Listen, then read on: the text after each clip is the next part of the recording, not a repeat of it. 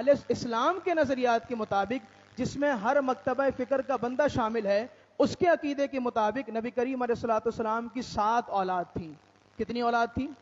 7 اولاد تھیں۔ 4 آپ کی شہزادیاں تھیں، اور مفتہ بھی قول کے مطابق 3 آپ کے شہزادے تھے، حضرت قاسم، حضرت عبداللہ اور حضرت سیدنا ابراہیم۔ ایک تو حضرت ابراہیم جو اللہ کے نبی تھے وہ نہیں، نبی کریم علیہ الصلوۃ والسلام کے ایک صاحبزادے تھے کہ جن کا نام ابراہیم تھا۔ تو 3 شہزادے ہو گئے، حضرت قاسم، حضرت عبداللہ اور حضرت ابراہیم، اور آپ کی 4 شہزادیاں ہو گئیں، سیدہ زینب، سیدہ ام کلثوم، سیدہ رقیہ اور سیدہ فاطمہ الزہرا رضی اللہ تعالی عنہا۔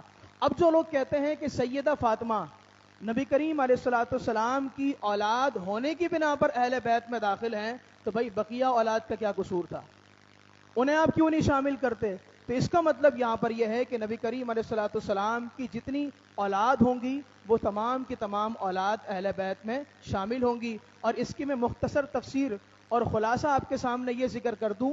اہل سنت یہ کہتے ہیں کہ اہل بیت 2 طرح کے ہیں، ایک ہیں اہل بیت مسکن یا اہل بیت سکنا، اور دوسرے ہیں اہل بیت ولادت۔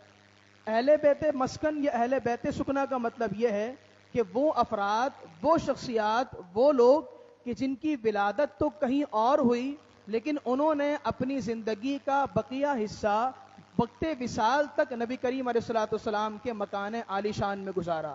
جیسے نبی کریم علیہ الصلوۃ والسلام کی ازواج مطہرات، ولادت تو کہیں اور ہوئی، سیدنا فاروق اعظم کی صاحبزادی ہیں، کوئی سیدنا حضرت سفیان کی صاحبزادی ہیں، کوئی سیدنا صدیق اکبر کی صاحبزادی ہیں، ولادت تو کہیں اور ہوئی لیکن زندگی کا بقیہ حصہ نبی کریم علیہ الصلوۃ والسلام کی زوجہ ہونے کی حیثیت سے حضور علیہ الصلوۃ والسلام کے مکان عالی شان میں گزارا ہے۔ تو یہ ہیں اہل بیت مسکن یا اہل بیت سکنا، اور دوسرے ہیں اہل بیت ولادت، یعنی وہ افراد چاہے مرد ہوں یا خواتین جن کی ولادت نبی کریم علیہ الصلوۃ والسلام کے مکان عالی شان میں ہوئی ہوگی، یعنی نبی کریم علیہ الصلوۃ والسلام کی اولاد چاہے لڑکا ہو یا لڑکیاں ہوں، یہ تمام کی تمام اہل بیت میں شامل ہیں۔ اہل بیت کا مطلب کیا ہوتا ہے؟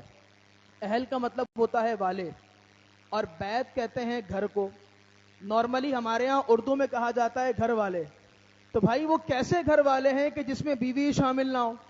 اولاد تو شامل ہو، بیوی شامل نہ ہو، وہ کیسے گھر والے ہیں؟ تو اس کا مطلب یہاں پر یہ ہے کہ اہل بیت جس کو اردو میں گھر والے کہا جاتا ہے اور عربی میں اہل بیت کہا جاتا ہے، نبی کریم علیہ الصلوۃ والسلام کی ازواج بھی اس میں داخل ہیں۔